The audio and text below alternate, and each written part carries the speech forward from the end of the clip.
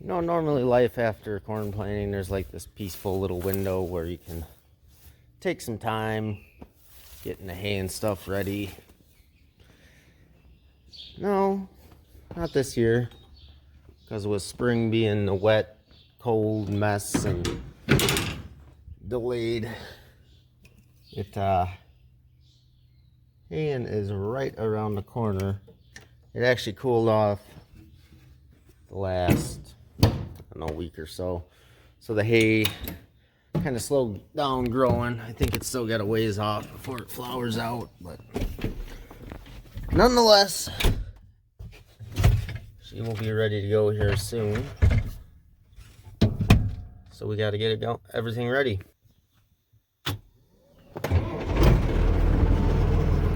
Don't need that.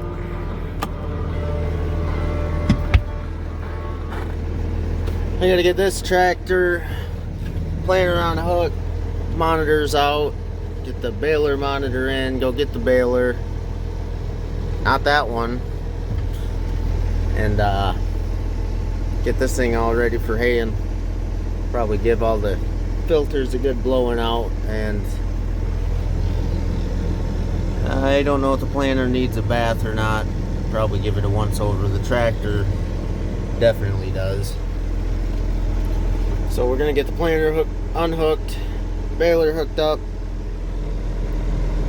one of these disc binds hooked up, gone over, and see where we're at for time and what we got for tractors available. And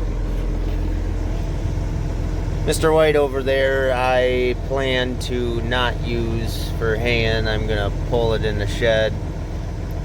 Well, not pull it in the shed right away. I gotta get that cab finished up, slapped on there, slap some paint on it, and that'll be good to go. But I don't want him tied up on a disc bind before I can do that. Someone needs to restack these bales too.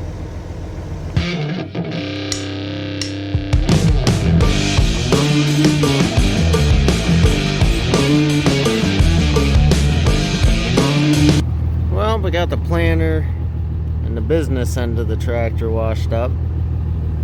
Gonna run over to the other place now and get duals off of one of the New Hollands for disc bind, and then we'll get started hooking that up to a disc bind, get that brought in. Then I'll get that planter unhooked, probably run over and get the baler. One dual done. Oh, she's a heavy girl, but I do love them Vermeer balers. We're gonna take this thing home, get this unhooked, unhook the corn planter. I gotta haul the corn planter up to another farm, tuck that away in the shed, and then we got the duals off the blue tractor so that can get hooked onto the disc bind and start the servicing. I know even myself have said that I am terrible at estimating the amount of corn seed and soybean seed, but there's two things I'm really good at estimating seed, and that's the grain drill. As you can see, I have about a ice cream pail and a coffee can full of soybean seed, or alfalfa and oats. I spent a lot of years running the grain drill, so I've gotten almost good at it. Corn and soybeans, not so much. I'll admit that. Yeah, I'll admit that. Well, after 2 days of hauling corn with the semi and hopper bottom, I was helping a friend out hauling corn for 2 other people because he kind of got overbooked, and yeah, just helping him out and haul. And we ended up contracting some corn out for next month, so I gotta get our grain truck looked over, ready to go. And apparently cleaned out. Yuck.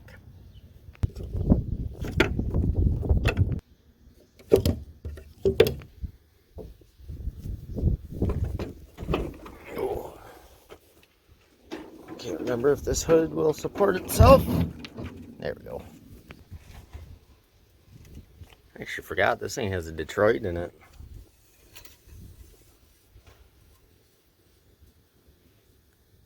I'd say we're good.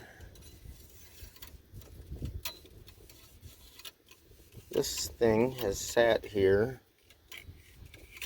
since corn harvest last year, so we're going to see if the batteries are still up in it. And I'm going to try to get this dipstick to go back in. Well, that took a lot longer than I think it really should have. Yeah.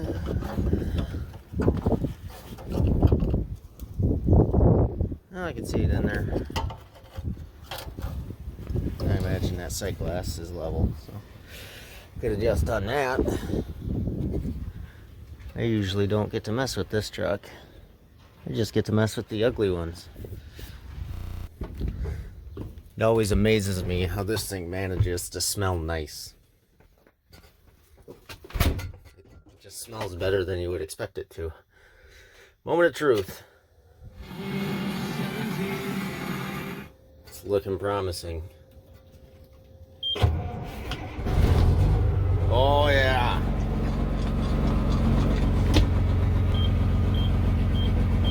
That's a really good thing because I didn't want to have to drag out a battery charger and mess with that.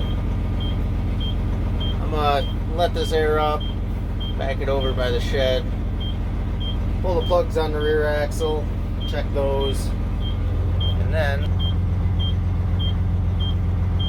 gonna get that auger set up to this grain bin. That one's got 8,000 bushel. Yeah, we only contracted 5,000 bushel, so shouldn't have to mess with more than one bin, and then it'll be set up. We might end up sending the full 8,000 bushel as long as the price doesn't go down.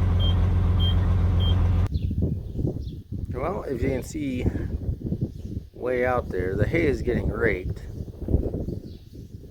and they got this thing all ready to go. I was gonna wait till noon to go start baling,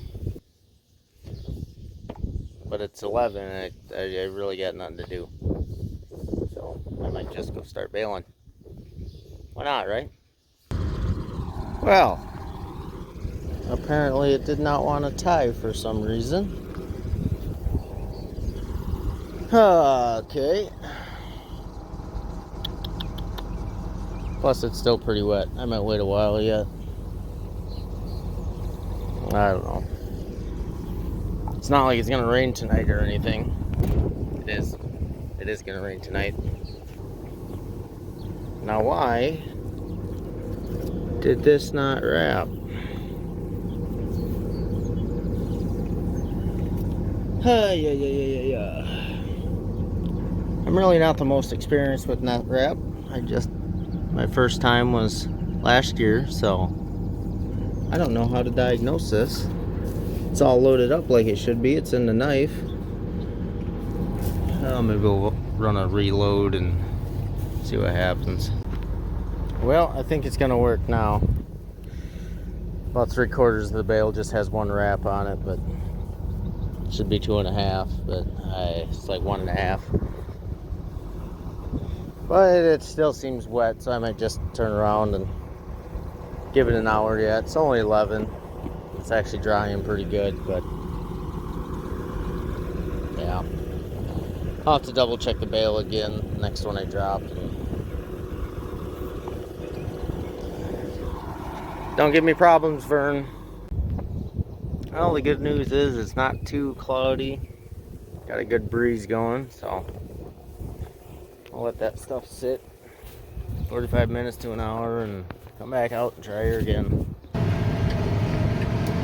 Well, knock on wood, the old girl must be tooling right along. I don't know if that nut wrap was just kind of dirty and didn't want to grab, but the last 2 bales I made seemed to cover up no problem. So away we go. Just making cute little 48 inchers since I'm sure they'll be pretty wet and heavy. Well, on bale number 50, we have... I don't need that. Oh, we have ran out of nut wrap, so now we get to switch to our other roll.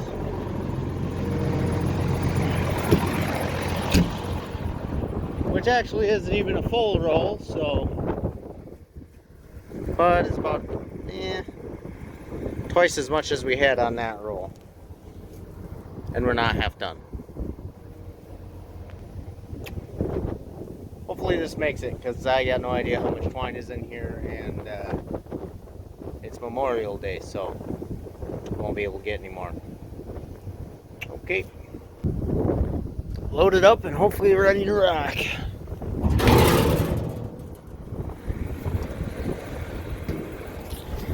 I probably should have put this in here, but there's a truck and fifth wheel trailer and the tractor and the bale trailer running around picking these up as fast as I can dump them, so hopefully that stays there.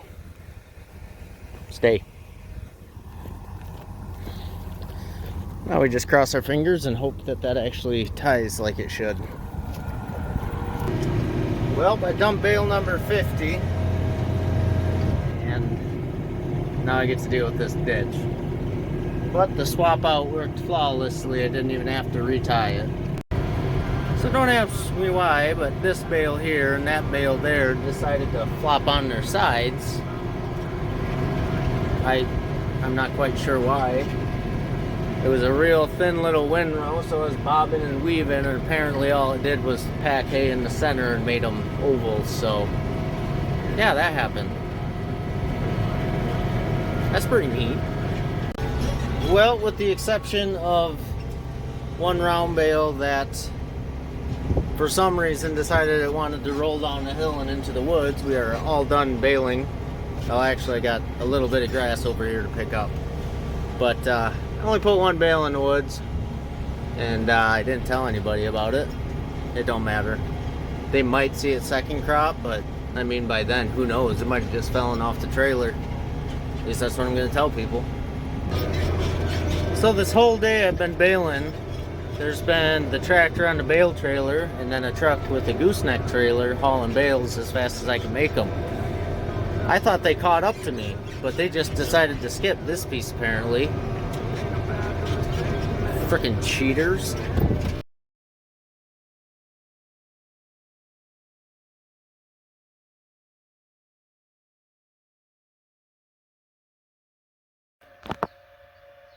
Well, it has been a while since I checked in. We've been haying up a storm. I got the one baler all ready to go. Good old Vern.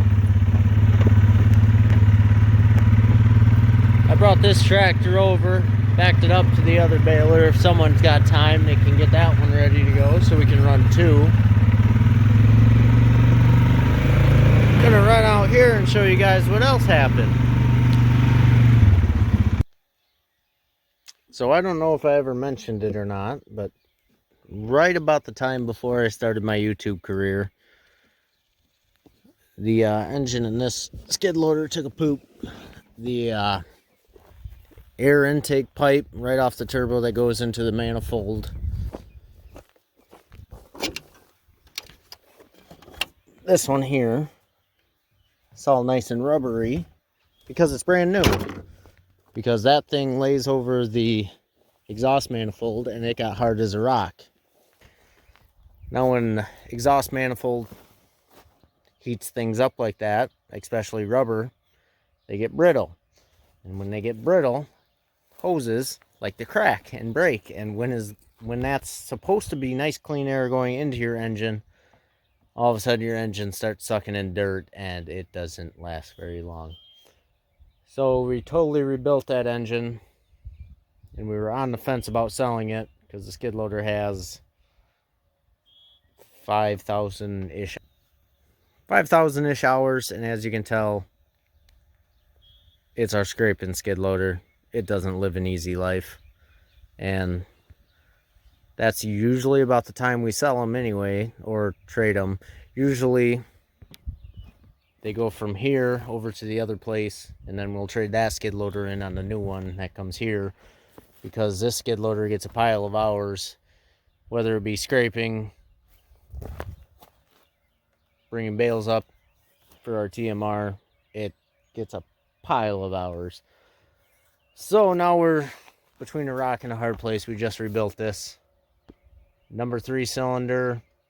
It's either the cylinder walls or the piston rings are bad. You pull the breather tube off, it sounds like an air compressor. So that's going on. And we tried looking because we kind of wanted to just wash our hands of it. Well, it turns out that there is no 220 New Holland sitting on a dealer lot, pretty much in the Midwest. And the way it looks, the country, so that's fun. New ones, no one can get them. They were supposed to get them in May, and now they're saying they're not going to get them until November. So thanks to COVID. And so we're going to have to rebuild this, which I have often referred to as pulling the engine out of a skid loader as my least favorite thing to do ever. So I'm really looking forward to this. So once we get finished busting ass haying, we're going to get to rebuild a skid loader. Well, I am 60 bales into the day, and my uncle decided he wanted to stick with twine. Otherwise, I'd probably be at about 100 by now. But whatever. Right? Done arguing with these guys. God dang it. They're fully convinced that net wrap is just the worst thing in the world. But you know, it's like what I tell them. If everyone out there uses net wrap and you have to special order a round baler just to get twine on it anymore, there might be something to it. I know I like it a lot because I can make about twice as many bales in a day, because it takes just as long to tie the bale as it does to make the bale.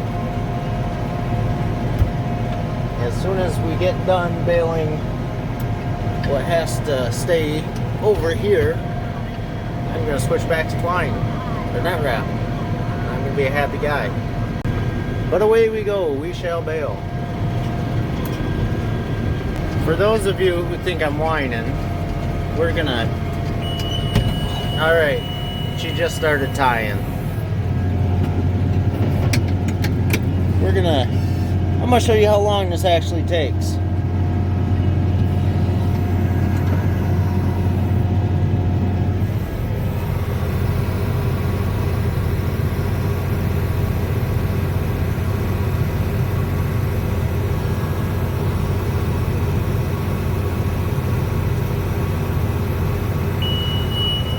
Forever, right?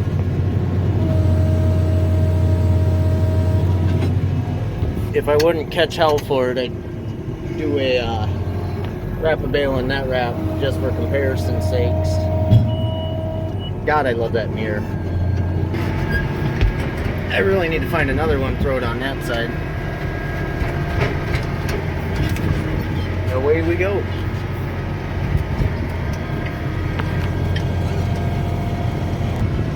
Maybe someone with some more net wrap experience than me can tell me what the heck happened to that one. I mean, I've only made... There's a big chunk of twine string.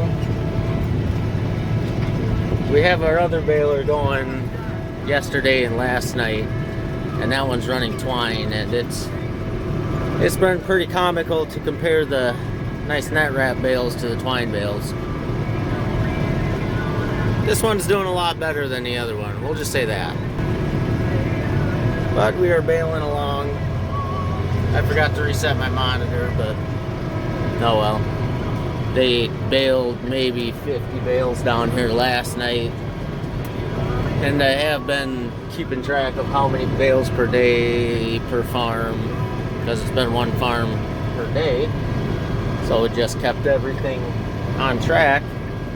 And that kind of screwed it up, so now I'm just gonna pile this one on. We'll count it as the second farm over there.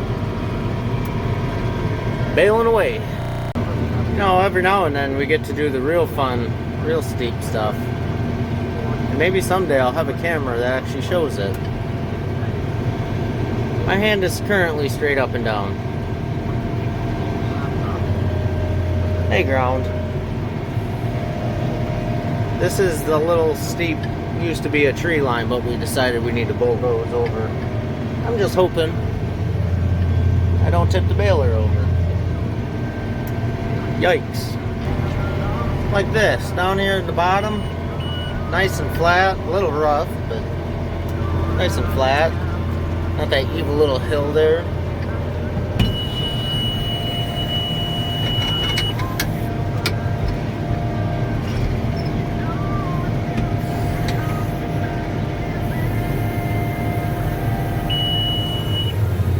God, I love that wrap. So quick. I was actually outpacing 3 bale trailers and a skid loader hauling bales back to the farm, but all of a sudden everybody stopped and left.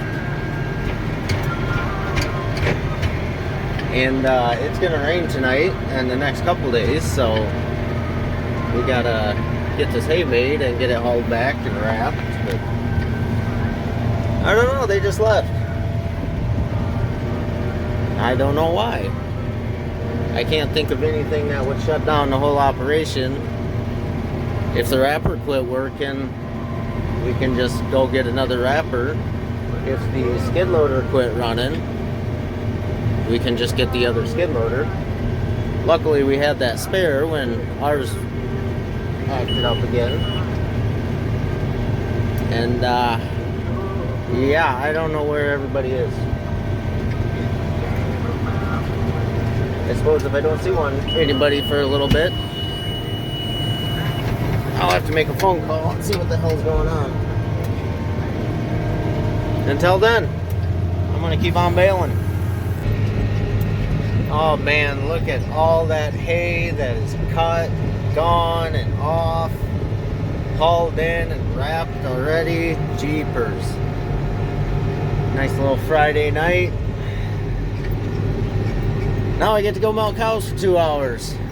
Because that's also what's been taking up a good chunk of my day these days. We've calved in roughly 80 cows over the last 2 months, and I don't know exactly how many we're milking, but I can tell you it is definitely a lot. Ooh, they missed that one. Oh crap. Almost forgot about this hay right here. Power down, that's hard on the brakes. Not really. Just doing what brakes do, I guess. Alrighty, I'm gonna bale this. Well, I just got a funny phone call. Not the last farm I was at, but the farm before that, the middle farm, number 2 out of 3 farm today I was baling at. They're out there hauling bales, and that road, the driveway, has 2 farms on it, and the back farm has a gate on the road which is locked, and then there's another gate for the first farm. We farm both of them. If you can manage to keep track of me right now, bravo. But anyway, there's the main road, there's a gate, 1 farm, and then there's a gate and another farm. I'm guessing the people who own the back farm didn't notice that we were hauling bales off the first farm, so they left and locked the gate, which by the time the truck and trailer got out there was already a truck and trailer there. Both met at the gates, and neither of them had the key. So, this is America. By all means, if you want to put a gate on your property, have at it. But if the people that rent your farm ground are currently on it, chances are they need to get out of there. So don't lock the gate on them. Just a funny little tidbit. But anyway, I'm all done baling. and heading for home. Time to go milk some cows.